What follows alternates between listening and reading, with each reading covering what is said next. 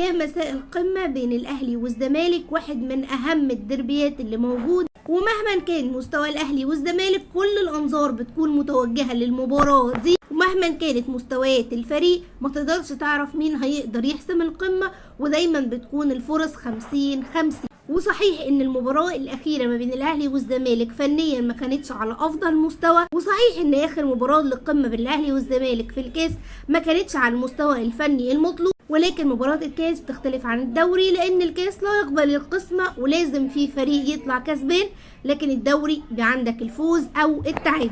الدوري دي مباراة ب3 نقط في مشوار طويل، اما الكاس بتكون مباراة ببطولة، فالقلق والتوتر في الكاس بيكون مختلف. يا ترى بقى احنا هنشوف نفس المباراة اللي مش قوية جدا فنيا في المباراة دي في الدوري، ولا هيكون فيها شأن مختلف والفرقتين هيلعبوا الكورة بشكل مميز جدا علشان يمتعوا الجمهور واللعيبه كمان تستمتع في المباراه؟ الزمالك مع جوزيه جوميز داخل المباراه دي وعايز ان هو يكسب، خصوصا بعد خسارته الاخيره من الاهلي. الزمالك داخل كمان بمعنويات مرتفعه جدا بعد ما قدر يكسب الاتحاد بثلاثيه باداء هايل جدا، ويمكن ابرز غياباته هو شيكابالا وصبحي. الزمالك كمان حابب انه يوقف انتصارات الاهلي عليه في الدوري ويسقر بهزيمته الاخيره ويقدر ان هو يكسب ويسعد جمهوره.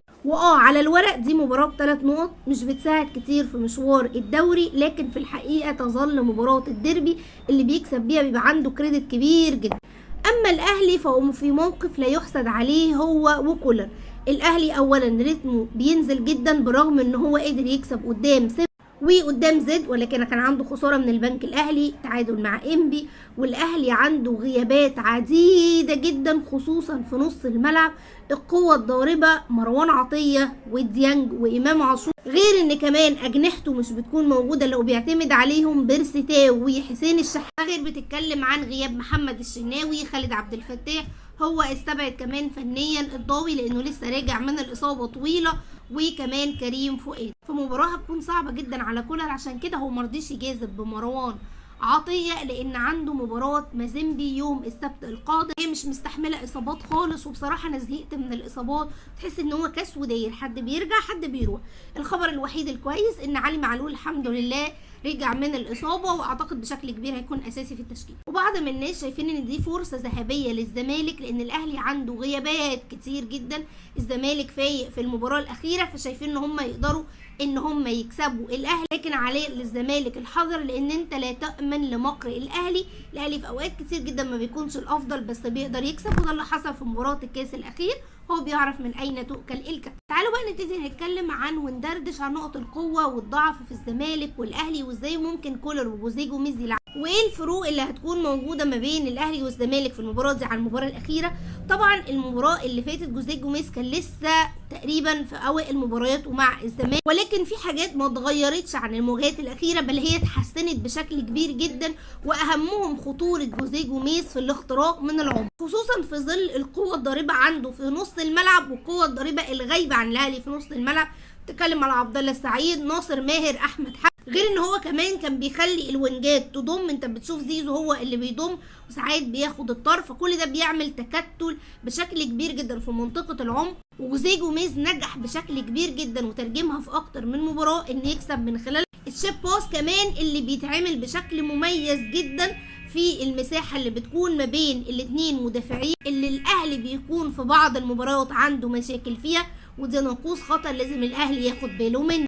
الفكره التانية زي ما احنا بنشوف الزياده العدديه اللي بيعملها، بيجمع اللعب في ناحيه وبيلعب على الناحيه التانية، او بيلعب على الباك العكسي. لو بتشوفوا فتوح او عمر جابر، وشوفنا عمر جابر ازاي قدر ان هو يسجل منها قبل كده. الزمالك كمان تطور جدا في بناء اللعب والبيلد اب اللي هو بيعمل، والحل عند الاهلي عشان يقدر ان هو يسيطر على خطوره الزمالك ان هو يقفل المساحات بشكل كبير جدا ويخنق عمق الملعب عشان تحرم الزمالك من المساحات اللي هو بيحب يلعب فيها. وهنا هيرجعك الاهلي بقى، تفتكروا قولوا لي هيلعب بمين بخط النص بعد اصابه مروان عطيه؟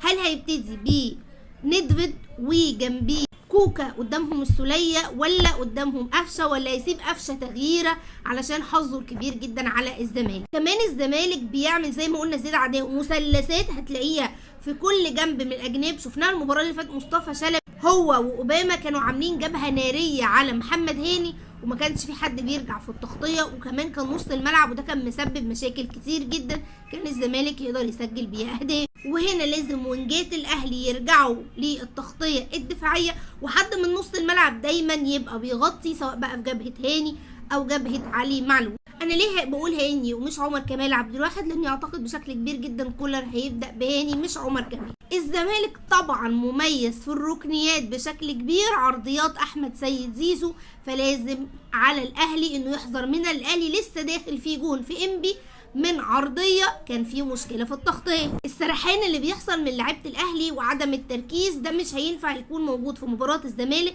لان عندهم لعيبه عندها قدرات فرديه هايله جدا في الهجوم، فانت لو سرحت هيدخل فيك هدف. الزمالك زي ما هو قوي جدا هجوميا، هو لسه بيعاني من المشاكل الدفاعيه، يمكن هي ما ظهرتش قوي في مباراه الاتحاد لانه الزمالك سيطر بشكل كبير جدا، ولكن الزمالك زي ما قلنا كده هو بيهاجم بعدد كبير جدا، بيبقى عنده بقى مشكله في الارتداد الدفاعي، خصوصا لو لعب بعبد الله السعيد. جوزيه جوميز هياخد نفس الريسك، خصوصا انه الاهلي ما قدرش يستغلها في غياب مروان عطيه، ولا ممكن يلعب مثلا بمحمد شحاته ومعاهم كمان دونجا احمد حمدي ويريح عبد الله السعيد علشان الارتداد الدفاعي، لانه الاهلي هيكون عنده سلاح بقى مهم ما كانش موجود عنده المباراه اللي فاتت، هو سلاح السرعات. لان اعتقد بشكل كبير هيبدا المباراه دي برضا سليم وطاهر محمد طاهر، وانا بفضل وسام ابو علي اللي كان طبعا غايب عن المباراه اللي فاتت. لو الاهلي قدر يستخدم السلاح ده بشكل ممتاز هو ده اللي هيقدر يكسبه المباراه، لانه زي ما قلنا الزمالك عنده مشكله في الارتداد الدفاعي، عنده مشكله كمان ان عمر جابر احمد فتوح ساعات بينطلقوا الهجوم وبيسيبوا وراهم مساحات كبيره جدا يقدر ان الاهلي يشتغل فيه. البطء اللي بيكون شويه موجود عند المسلوسي وعند حسام عبد المجيد بيقابلوا سرعات من عند الاهلي، يقدر الاهلي ان هو يستغلها، وهو بقى اللي يلعب في المنطقه اللي ما بين الدفاع ونص الملعب او ما بين المساحه اللي بتكون موجوده ما بين المسلوسي وحسام عبد المجيد. كمان الزمالك بيبقى عنده مشكله في الجزء بتاع العمق او السكند بول، احنا شفناها المباراه اللي فاتت اتكلمت عنها، فاكرين في الفيديو اللي كان قبل المباراه قلت لكم الزمالك عنده مشكله في العمق، لازم الاهلي يستخدم التسديدات، والمشكله بتاعته قدام قوس ال 18 علشان الدفاع، فلازم الاهلي يرجع يستغلها بشكل تاني. الاهلي كمان ممكن ان هو في ظل الغيابات دي زي ما شفناه كده قدام سيمبا انه يسيب الاستحواذ للزمالك ويقفل مساحات، بس الزمالك بيلعب بدفاع متقدم، فلو قدرت تضربه بالسرعات وتعمل هجمه مرتده ومنظمه يقدر يسجل منها. لو كده نلعب مع بعض ونشوف مين ممكن يبقى في تشكيل الاهلي والزمالك. الزمالك دي القايمه بتاعته، وممكن بشكل كبير يلعب عواد، مسلوسي، حسام عبد المجيد، عمر جابر واحمد فتوح. في خط النص بقى هو هيفكر هيلعب ممكن بشحاته ودونجا واحمد حمدي، ممكن يلعب بقى بزيزو وناصر ماهر وقدامهم ناصر من، ولا ممكن يشيل حد من اللي موجودين في خط النص سواء شحاته او دونجا ويدخل مكانه عبد الله السعيد. الملعب يقدر يستحمل عبد الله السعيد واحمد حمدي وناصر ماهر دفاعيا مش هجوميا، هجوميا طبعا هيكون ليهم شكل كبير جدا. الناحيه الثانيه كولر وازمه كولر اللي عنده في اماكن بشكل كبير طبعا محجوزه، مصطفى شوبير، رامي ربيعه، محمد عبد المنعم، علي معلول، محمد هاني. انا من وجهه نظري بشوف ان انت هتلعب بكوكا هنا، بقى هو هيفكر السوليه ولا قفشه وندفد.